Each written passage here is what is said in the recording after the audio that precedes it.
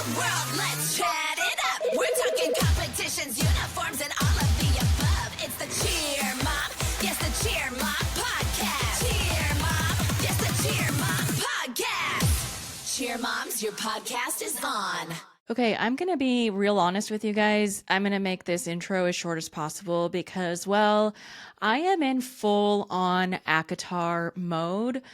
I am about a third of the way through the second book, and it's getting good. And it's like all I think about right now.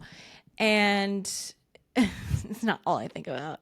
I still think about Fourth Wing too, but I want to get back to it. And I'm like, okay, like what's going to happen? And what about this? And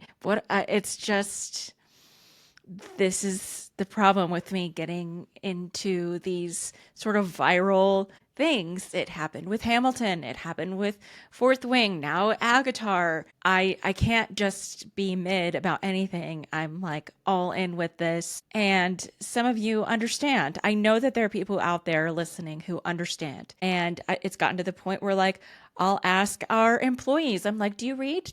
What are you reading right now? Does your wife read? What is she reading?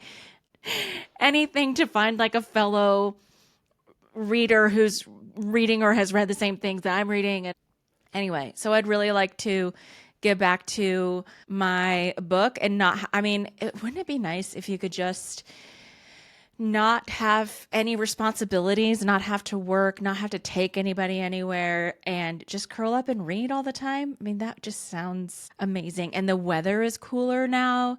And we had some rain the other day and I like lit a candle. I mean, I had dog snuggles. It was just perfection. It was absolute perfection. Okay, moving on. I feel like there is this stereotype of a cheer mom that has been out there. I don't know where it came from. Maybe it's my own head. Do you guys have kind of a stereotype, quote unquote, crazy cheer mom that you think people see you as, or see cheer moms as a whole as? I don't know, again, like where this came from, but I feel like there's this idea out there that cheer moms are uneducated and cheer moms are crazy and cheer moms don't have anything better to do than to yell at coaches and be mad at security guards at venues. And it just could not be further from the truth. And because I've met cheer moms who are lawyers, who are literal rocket scientists, like smart, accomplished leader women that couldn't be further from what, I don't know, society has conjured up as what a cheer mom is. And today's guest is no exception, because I mean, if there was like, I don't know, award for like, I don't know about award, but she's definitely the smartest, most accomplished cheer mom that I have ever met. Her name is Dr. Shih-Shan Chen. And get this, she is a pediatric neurosurgeon. She is the attending surgeon in her department at Philadelphia Children's Hospital. She has all of these accolades as a medical professional, and she sat down to talk with me about concussion protocol. She has three daughters, and two of them are in cheer. And I'm just kind of blown away because of some of the stigma that we have in cheerleading, especially when it comes to concussions and the level of safety. And I'm like, okay, like you are a doctor, you are a neurosurgeon, you deal with brains all the time. What do you think about cheerleading? And obviously you have two of your daughters in cheer. And so I wanted to ask her all about that. And not only does she literally save lives, she has also started a nonprofit in the cheer industry and an event called Stunt Showdown, where you see youth and junior age girls stunting with adult stunt partners doing co-ed stunts. And this is the second event and company of this type that I have seen pop up recently in the industry. And it's unknown. It's super fascinating, I think. I think there are a lot of layers to it. I think that some have come to a snap judgment about what it is and what it means, but let's approach it with some curiosity, because if we have, again, a neurosurgeon who is developing and encouraging something like this, I think that's something to pay attention to. And she breaks some of that down for us as well. If you haven't already, please subscribe wherever you're listening. Subscribe to the Cheer Mom podcast.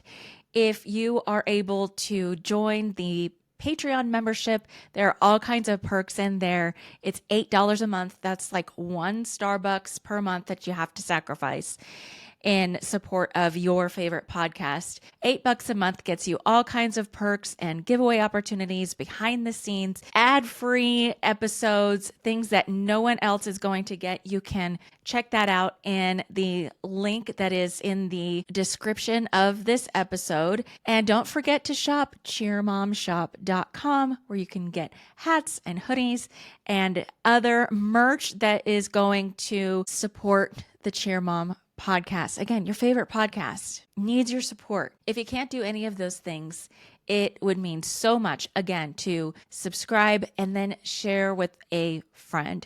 Share this episode with a friend. If they want insight into the cheer industry, this is a good one.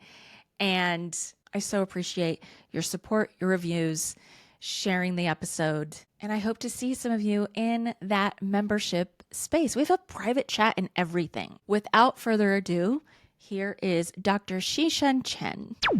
Can we all agree that we don't just wear jewelry, we tell a story with it? And that's exactly what you're going to find at TCC Jewelry. Whether it's celebrating your team, your athlete, honoring a milestone, showing your spirit, or just adding a little sparkle to your everyday look, every piece is designed to mean something special. From simple yet elegant Cheer Mom bracelets, rings, necklaces, little nods to cheer with sayings like hit 0 and 2 minutes and 30 seconds, to now an all-new customizable charm necklace that you can add your team colors to.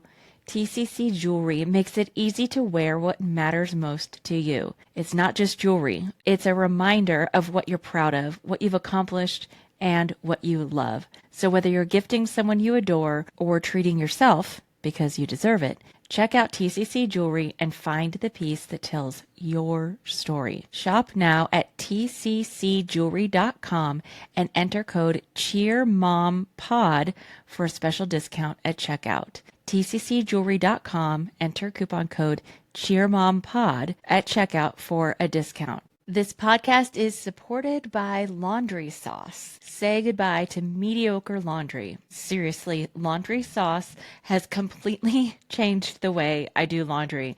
They even have a quick scent quiz that you can take so you can find like the perfect scent for you, because they're all about a luxury laundry experience. And here's what I love about them. With Laundry Sauce, it's not just about a chore. They want it to be a moment of joy, a little bit of rebellion, and a dash of sass, and honestly, a whole lot of confidence wrapped up in just a little single pod. And I'll admit, I was skeptical at first, but these pods really do elevate your laundry game. My clothes come out cleaner, they smell incredible, and they've tackled stains I thought wouldn't come out. Things like mud, lipstick, blood, even buffalo sauce from our restaurants. My personal favorite scent is Egyptian rose, but I've got my eye on the Italian bergamot next. I literally gave my commercial brand detergent away because I love this new detergent so much. I don't want to use anything else. So if you're ready to upgrade your laundry routine, head to laundrysauce.com/CheerMomBlog and use the code CheerMomBlog at checkout for 15% off your first order. That's laundrysauce.com/CheerMomBlog and use the code CheerMomBlog at checkout for 15% off of your first order. So I've wanted to talk about specifically the subject of concussions for a while, and it's not always easy to find somebody in the industry who has the knowledge, who has both the knowledge of the cheer industry and the medical knowledge. So I'm so excited to start this conversation and kick it off with you. So thank you so much for being here. Absolutely. Thank you so much for having me. This is very exciting. So I'm glad we get to talk about a subject that's, a little controversial. It can be. Yeah, it can be. And there have been all kinds of statistics out there. I think at one point cheerleading, and it may still be, but cheerleading was second only to football in concussion injuries. Is that still the case? So, definitely football is number one, but honestly, a lot of other female sports like lacrosse and field hockey, those are actually getting quite up there in the numbers. So, in terms of the more recent studies, I believe that it's not as is not as high as some of those other sports. Okay. Well, that's, good news for the sport of cheerleading, I suppose. But there was a recent essay, there was a recent finding that, as we've all known in the industry for a long time, but suddenly it's becoming mainstream, that cheerleading is really an athletic sport and there is a high risk of concussions. Can you talk a little bit about that? Of course, we know because of stunting and because of the things that they do, sure, but from a medical standpoint, where is that information coming from and how do you interpret that? Yeah, I think that's great. I think that overall, more people are just getting more educated, right? Parents are getting more educated, kids are getting more educated about concussions, because it's no longer oh, you're fine, just blow it off, type of thing. In terms of, it definitely stemmed from people in football having concussions and long-term consequences. So it's no longer just like, pat it off, you're fine, and then go off. So that's why, honestly, that's why some people have jobs, so that there is, return to play sports, return to school, there's protocols in place. Obviously, not everybody fits those, everybody can get in the protocol. Everybody's concussion is different. Some people get over it in a couple of days. Some people, never get over it. So first and foremost, I think that it's really important that I think it's more, people are more aware because people are educating themselves more about it, and that it's actually an entity and it's not okay to just blow off. So I think that's why there's so much discussion these days, because it's no longer a hush-hush topic where people talk about.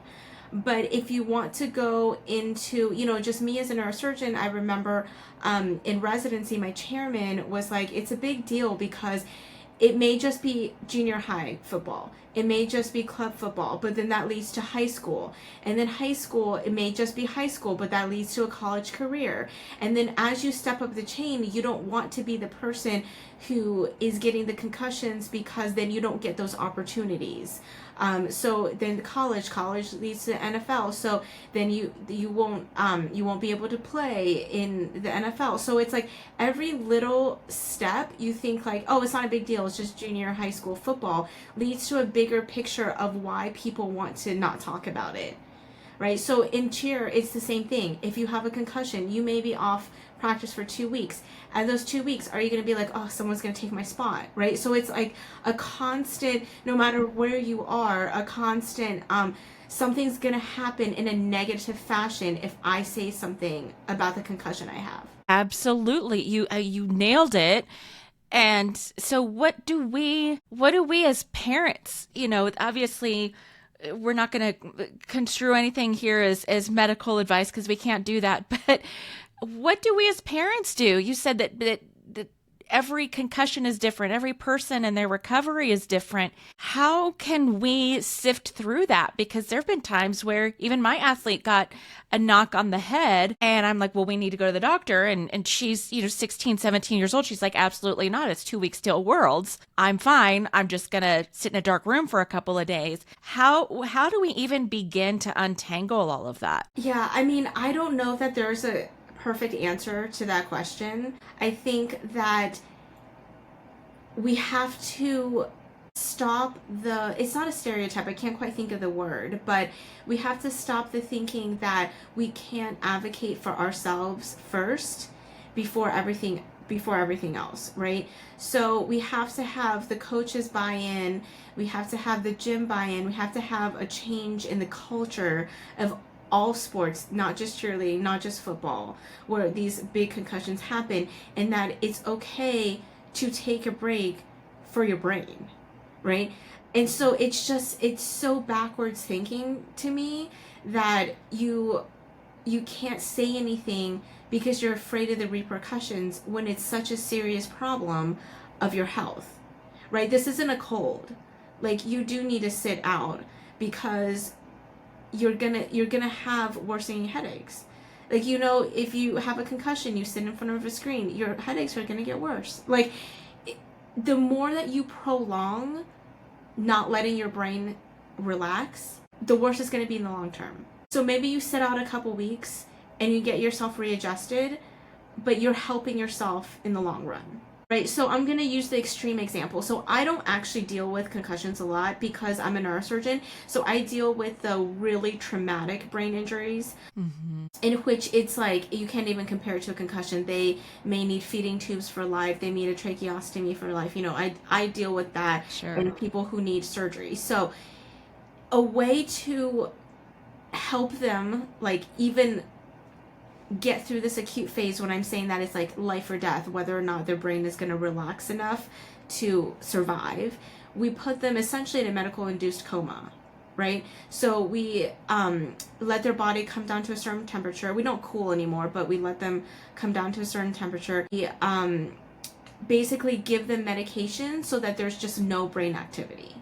And so that's the only way for your brain to be able to not swell so that you won't die. Like, I'm just being honest here. Sure. Yeah. So, like, that's the extreme example of what we have to do as, as medical people to get over the acute phase of whether or not you're even going to survive the really traumatic, severe brain injury.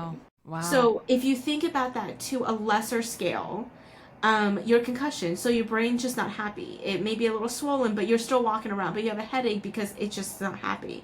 So if you don't let that calm down and you keep, not worsening, but even if you keep on just making it not relax, you're never going to get your brain back to its normal state, right? You're never going to get through that acute phase. So then your headaches may last longer. So that's the reason that, or your headaches, your dizziness, whatever symptoms you're having, that's the reason why we have a return to play, like protocol. It isn't the next day, right? You need some time to relax. So I think the bottom line, what I'm trying to say is, if you take a short amount of time, it may help you not take the long amount of time out in the long run. Okay. You heard it straight from the expert's mouth that a little break is good so that you don't have to take the longer break. Gosh, it's not easy either way, but it's something that we're not talking enough about, and there definitely needs to be more education around. So I appreciate that. So from a mom standpoint, so you have a daughter. I have three daughters. You have three daughters, and you have, are all three in cheer? No, two of them are in cheer. One's taking a break from All-Star this year. She just doesn't want to be hindered by coaching. Yes, I know that. I love that. So you've seen the industry. So I'm super curious, as somebody who does see the worst case scenario, what was it like for you going into an all-star cheer gym or an all-star competition and seeing some of the things and some of the risks that these athletes take and some of the concussions and injuries that they are inevitably faced with? That's a great question. In terms of like what I'm thinking about is in two separate parts. So the first one is my kids do a lot of co-ed stunting. And so that is definitely, I feel like, a little bit more, are they going to catch them at some point, right? Sometimes then they're, all-star stunting. That's one aspect of it. So I'll touch upon that first. So the first, everyone asks me, aren't you like nervous? But I'm not, because I trust that their base, who is like an adult, right, in co-ed stunting, that coaches them, is gonna catch them. So in terms of in their teams, I hope that the coaches are around, and if they fall, they learn to fall, right? Or their bases will catch them. So, and they're kind of like smaller to the ground, when they're, start off. So it's not, doesn't seem like a huge tumble if they, get to the floor. So for me, it was that they loved doing that. They're both flyers. So they loved doing, that sport, and we never found, we were the family and the kids that would pick the, dandelions off the soccer field, and then during swim meets, it would be like the gun would go off and they would be like, oh, is it time to go? Like they like never found any sport that they liked, nonetheless that they were good at. And so for me, if they found something that they were really, good at and really loved, then I have to take some risk with that. Like just trusting that we found a gym with good coaches, and that their other teammates were good athletes that would catch them, or else then nobody would do any sports, So I always use the line of, like, in cheerleading, you're supposed to not run into each other, right? You're supposed to catch people. You're supposed to not run into each other tumbling. For both the base and the flyer has to learn how to fall so they're not just crumbling on their base. Like the bases have to catch the flyer, right? Or the back spot has to catch the flyer. But like in football, no offense, you're actually running towards each other. So it's like the goals are different. So if you really, meet your goal, you really shouldn't have too many issues. Like, of course, you're going to have the mistakes like getting up to it, but your summit or your worlds and their Super Bowl are very different, like, trajectories. Like, you get to the point of summit or worlds where you never should get a concussion. Like, you should be that good about it. But in your Super Bowl, you're still running towards each other. Like, head first. So true. So Right? true. So when you were a brand new cheer mom, was that something that you were able to separate from your medical background, or did you ask a lot of questions? Did you look at lots of different programs to make sure they were doing things in a way that you felt was safer? How were you able to delineate all of that? Yeah, that's hard. I think that I'm probably just a little too trusting, and I think that I don't know that I did any like research on it. When we first started out, so this is our third season for my oldest. So when we first started out, she was a base, and it was like on a mini 2 team. So it wasn't anything super crazy, And so, like, we never saw practices or anything like that. We did some private lessons here and there.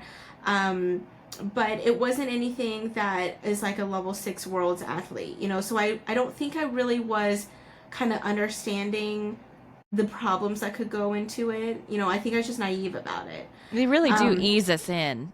Yeah, and then my small one was on like a prep team. And so she was a flyer, but like, it's like to a live. That was like the most she does. Yeah, right? they stand on a knee. Yeah. Yeah, exactly. And so, and then they got really into co-ed stunting. But again, I think it's a false sense in a good way of, it's an adult like catching you. So like, that's his job, right? So like, if he felt like he didn't catch you, that's a problem. So I think it was like, into just another sense of just kind of like trusting it.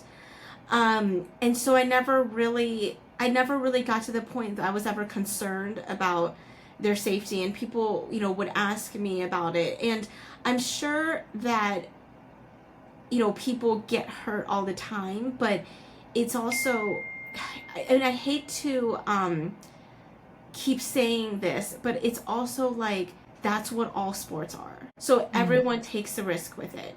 There's like not a single sport that you're not going to potentially get hurt at. Even like an Olympic swimmer, I'm just like picturing in my head, one time I think the lifeguard had to save them like from the Olympics. Like they like passed out in the bottom of the pool in the Olympics, and like a lifeguard had to go get them. Like, imagine being that lifeguard. Being like going to save like the world's best swimmer. Like, they're probably not that good, right? The lifeguard. It's just like, it's a funny analogy. But so that's what I kind of keep thinking, is that it's something they love. We have to trust that the gym and like your feeling about it and like what people say and kind of stuff you see. And if you feel like it's good, you have to kind of trust that, because there's people whose whole jobs are they're coaches, you know? And so if you can't trust that, then nobody would do any sports. Amen to that. I think that trust is a key issue. And yeah, that feeling that you have when you walk into your gym or interact with your program is important. Don't ignore that. And I tell parents that all the time. You just made a huge leap though. You were just talking about having a mini and her getting into co-ed stunting. Can you fill that gap first before we talk about Stunt Showdown? Sure. How did she get so interested and involved in co-ed stunting, much less with full-grown men? Yeah, so it was probably me, because they wanted to do some like private lessons in like group stunting. And so at the gym, so we had switched gyms, and at the gym that we were at, I couldn't really get in with any lessons for group stunting. And so then at the corner of my eye, I see this guy doing like lessons. So our tumbling coach at that time introduced us, and then he randomly reached out and was like, "Oh, I have a couple of lessons open this month if you were interested." And then it literally just like took off from there.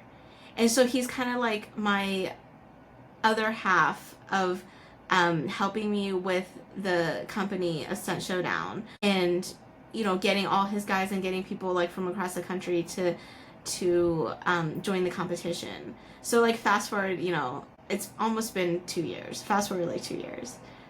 Wow. And here we are. So yeah, it was honestly because they wanted to like try it. I couldn't find like any group stunting lessons, so we started that. And then that just kind of set it off.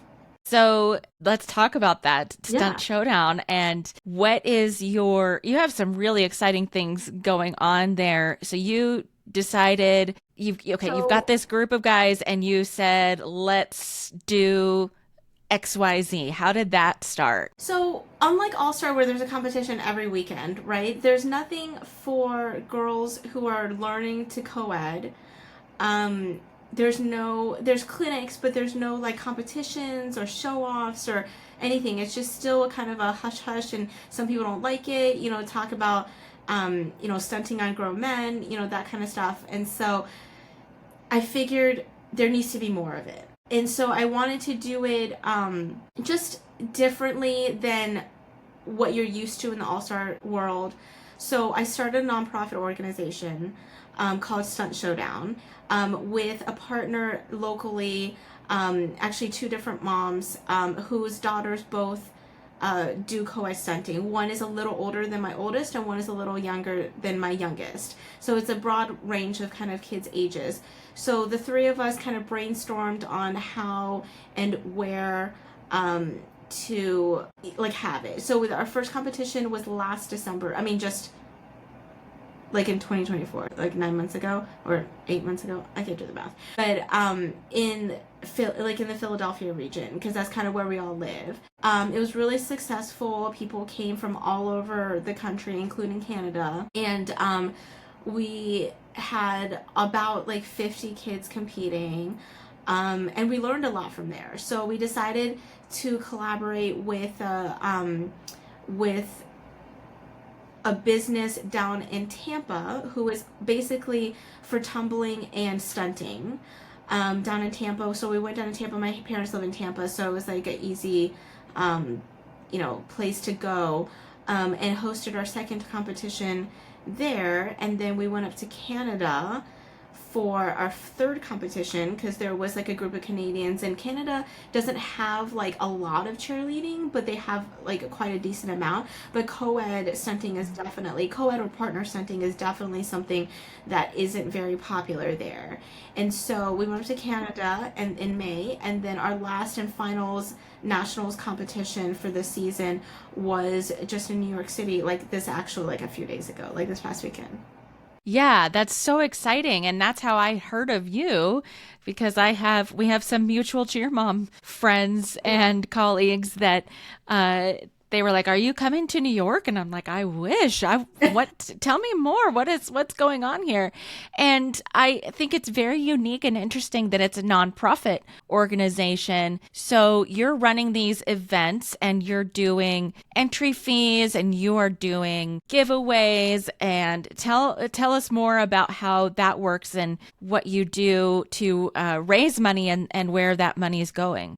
Yeah, that's a great question. First of all, I have obviously by trade I'm a neurosurgeon, so like I've never dealt with any business or anything like that. So this is like completely the opposite. One, I don't think people realize how long it takes to get a nonprofit. It's not like an LLC where you get it like the next day. You know what I mean? Right. There's a lot of back and forth through, and then you have to like retroactive it to the date of like the LLC being formed and stuff like that. But anyways, so it's a lot of interesting life lessons I've learned along the way. Basically every competition we've had, we have opened up a children's hospital for people to either donate, just like you would fundraise, like, hey, Susie is raising money for blah blah blah children's hospital, donate now or whatever. So that goes directly the funding into the hospital. So that's one way of raising funds. So we did Children's Hospital Philadelphia, actually where I work, in the first competition. The next competition down in Tampa was actually, so this goes back to when I was 12 years old, my appendix ruptured and it caused 7 holes in my intestines, and I was like basically dead by the time I got to the hospital. So I spent 2 months in the hospital. I had multiple surgeries, and the hospital at that time was just All Children's Hospital in St. Pete. Now it's taken over by Hopkins, so it's like All Children's Hopkins Hospital in St. Pete. So anyways, so we decided to use that, decided to have that as the hospital that we were gonna help in Tampa. And then in Canada we did Sick Kids. I know it sounds like it's not a hospital, but it is. Sick Kids Toronto. It's like one of the oldest hospitals, around the area. And then so anyway, so each place we go to, we have that. So I also donate the proceeds that we get from our auctions, just like you auction off a chance to co-host, a podcast with you. We've had many different auctions. We've had Malik Hinton's flyer camp. We've had Giant Pixel like photography shoot. We've had Gabby Butler's like co-ed stunting clinic. I'm trying to think. We have Tumble Dr. Alvin's private lesson. He's one of my kids' tumbling coaches, and so we've had like a lot of these like things to auction off, and I donate that to the hospital. I mean, it's here and there, like those donations are only a couple hundred here, but it all adds up. For our first competition, we raised over $26,000 for CHOP. Wow, so that's incredible. It's been great. Okay, so you mentioned something in there, and let's just kind of dive in and talk about. It does. Let me start over. This kind of niche, this pocket of the sport of cheer, where you have grown men stunting 6, 7, 8, 9-year-old young girls. It's been a topic of discussion, and not just from the age gap. We can talk about that, but it's the perceived danger of that level of stunting. And I'm sure that there's all kinds of things that play into it, like core strength and body awareness and balance that maybe younger girls don't have. But what's your take, and what would you say to those that are maybe kind of looking from the outside in and maybe judging, or maybe just going, I don't know about that? Yeah, I mean, it's definitely something that I get over and over again. For me, I just have to kind of remind people that this is all for fun, right? So this is, it's not something where it's like a make or break varsity and worlds and, that kind of stuff. It's like, it's a place where someone who may not be a flyer on their team, but they want to kind of try it out, and it may just be fun for them, and it's something that they don't really get yelled at every day of practice. They don't have to be perfect at it. And so I think that's why a lot of kids do it, because it's new. It's like new tricks that they learn. They feel good that they, hit a stunt. It's just fun for them. I think for me and my kids, like, that's what they think first and foremost. They're not super stressed about it. I actually do think that it's helped them build their core and their muscles a lot. Because I think if you can balance like your hand in hand, like on one person, you can balance on 3 people with someone holding your hips. Like, I just feel like it actually has helped them fly better.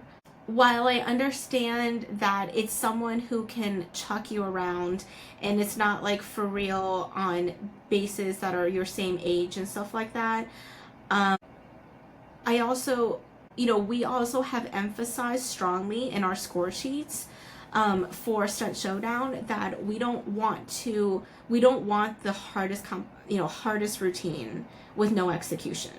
So our execution weighs just as high and higher in all of the other divisions. So we have 4 different divisions: beginner, intermediate, advanced, and elite. And like, you can only certain skills are allowed in each level. So in beginner, the execution is actually way higher percentage wise than is the difficulty.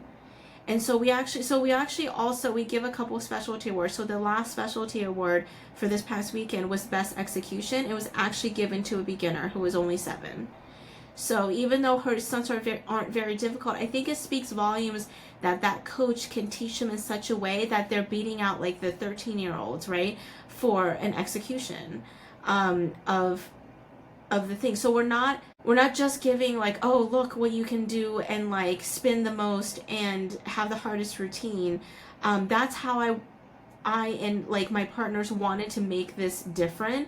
It's just that we wanted to make it, first of all, safe, because you have to have good progression of the execution to be able to keep that up, like when you get to harder skills. So even though you may be on your back handspring forever, like if you are good at everything about the back handspring, it's going to make all those other skills come easier, right? So like, that's what we want to emphasize in in our competition. So that's 1. 2, I just kind of mentioned about just having fun and stuff, and I think it's something that it's so different to them. It's such a different feeling if you're a flyer, if you're not a flyer. It's just something that they do for fun. And so in some people, when they are younger, they don't get to do something a little more difficult. So like my youngest daughter just turned 8. She would only probably be maximum level 2 or 3 on her team, which she can do on bases, but it would be just so repetitive for her, right? Because you have to do that for your all-star team. But she just wants to like have fun and like do new stuff, and when she hits a new skill, she feels good about herself, right? So I think that is what people are forgetting. This isn't something that is that serious. It's like something that's fun for them. You raise money for charity. You see kind of the same kind of group of girls everywhere you go, and it's like, oh, you meet up every 6 months or so, and it's really fun to just cheer each other on, right? There's no stress about the competition of like, you would be surprised, these girls were so, even though they're in like the same category, they're so it's so motivating to see them genuinely express interest in each other, right? Not like, oh, my team's going against yours, like none of that. That gets a lot in the cheer world. Yeah, and I think that's really good insight. And I, as somebody who's watched from the outside in over the last couple of years with this concept of co-ed stunting with men in their 20s and young girls, I'm like, what is this about?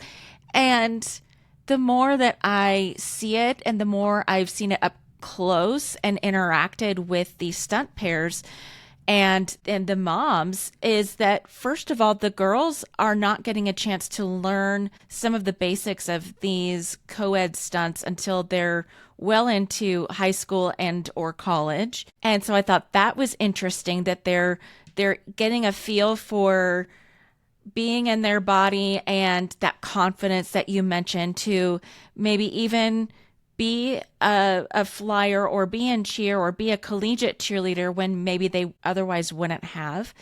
And the more that I've watched it, first of all, these guys are like big teddy bears, big brothers Absolutely. to these girls, and it's adorable to watch how it's given these young men a real sense of responsibility, not just with keeping them physically safe, but I've seen them kind of take on this big brother role and this mentor role.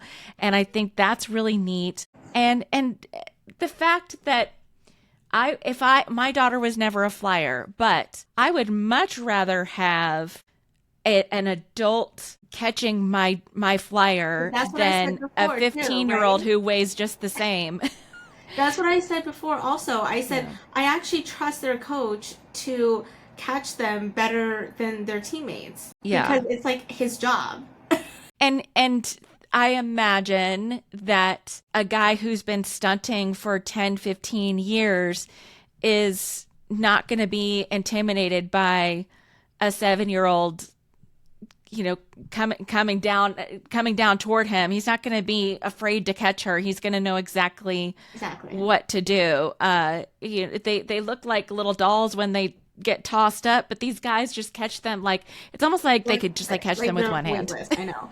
And I would say at least in the competition setting, I don't know about practice, but like we always try to have a spot, right? So it's just someone who's there who is just like on the lookout, especially when you're not 50 pounds and you're a college flyer, like you always need to have a spot.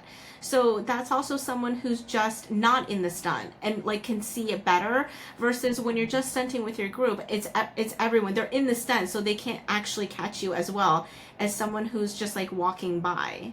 Like if you get outside of the stunt, you know what I mean?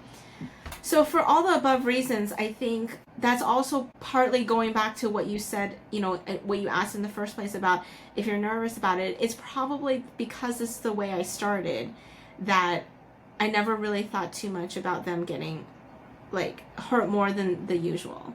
Do you see the girls who participate in both the one-on-one stunting and on an all-star team, do you see them struggle with going from one to the other in terms of trust and technique? So that's really interesting. I think that it depends on the age, because I think that my older one she just turned 11 last month, and she started out at mini tube base. So last year was the first year that she flew, and she had a hard time. So she flew a J2 team last year.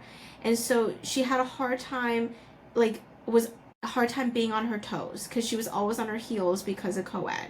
So somewhere through that year, she figured it out, okay? Like in terms of how to go back and forth. So when she's in co-ed, she knows she still has a little bit of trouble. Like she's not all the way back. I mean, when she first started, people were like, whoa, you're on your heels, like when she first started group stunting. But now it's just that she maybe won't replace as daintily or as she needs to, because it's like one guy was catching her. But now she's on a J6 team, so she like upped a lot of levels. Wow. So, yeah, but I think that partly her flying like increased to her level is also because she was just so much more confident when she had those like repetitive like co-ed flying. And now she's pretty good in knowing how to switch back and forth. So I think it's an age thing because she realized it as she got older and with the experience. I don't think my little one quite understands, but she's so little that like it doesn't, even in a group study, they can still kind of catch her because she's just so little. Does that make sense? So yeah. I think it's an awareness that they'll get over time, and it may be much easier to switch back and forth when you're 16. But like you said, the more experience that you have, it's got to be easier when you're 16 trying to go to college, to start then. It's got to be easier to start when you were like 8 or 9, and then be so much more confident when you're trying out for college. I agree. I agree. And that's coming from somebody who doesn't love change and doesn't love new things. all the time.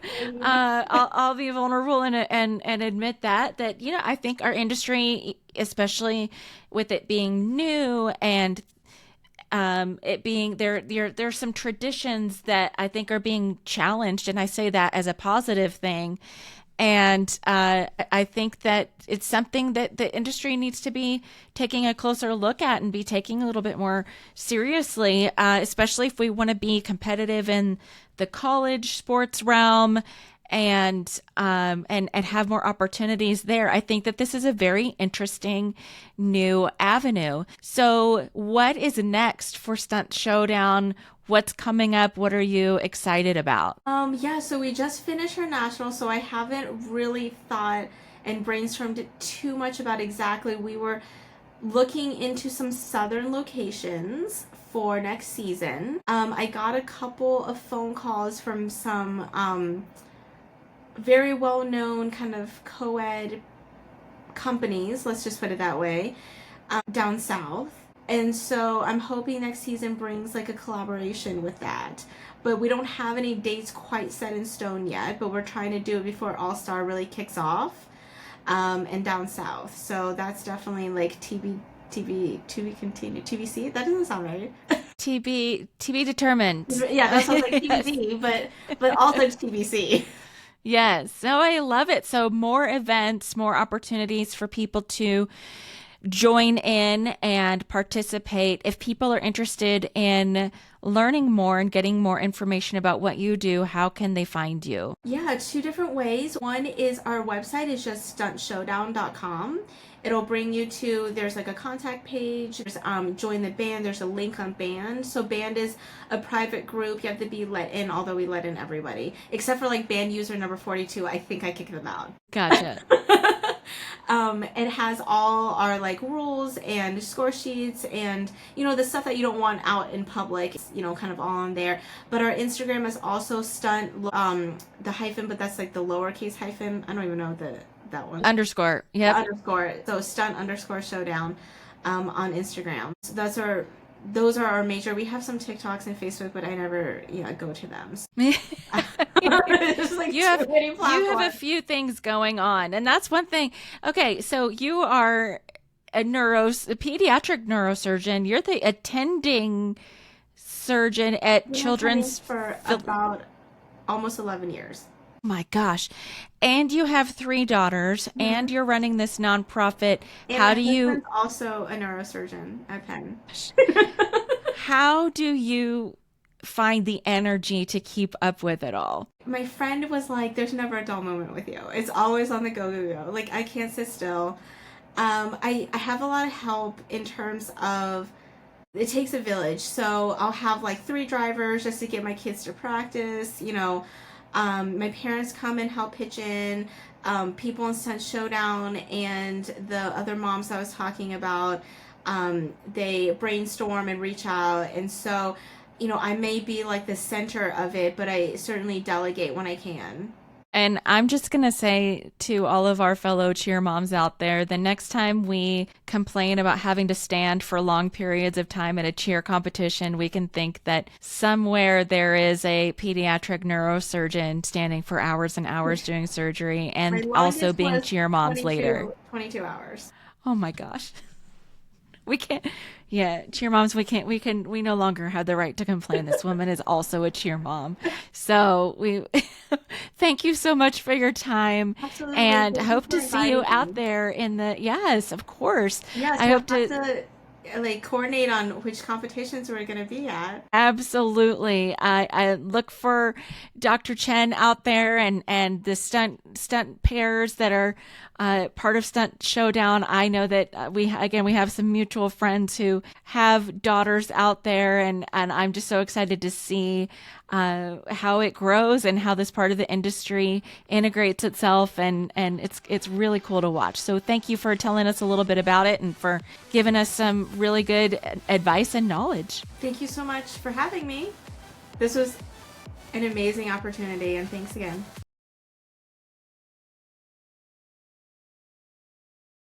What up, party people? This is Jason Larkins, host of the Let's Talk Cheer podcast, and I've teamed up with Kristen Wheeler of the Cheer Mom podcast and Dan Cotton of the Cheer Biz podcast. That's right. Hey, everybody, Kristen here. We know that you love cheer, so why not dive into more perspectives? Tune into my podcast, the Cheer Mom podcast, for cheer issues spoken from the parent's perspective. Then head over to Dan's podcast, the Cheer Biz podcast, to learn from a gym owner on how to run a successful cheer business. And of course, don't miss the Let's Talk Cheer podcast featuring Jason Larkins, the one that we all know and love, where they talk about cheer from a coach's perspective. Which means whether you're a coach, a cheer parent, or a gym owner, we've got you covered. Find all 3 podcasts on Apple Podcasts and Spotify, and stay tuned for new episodes each week.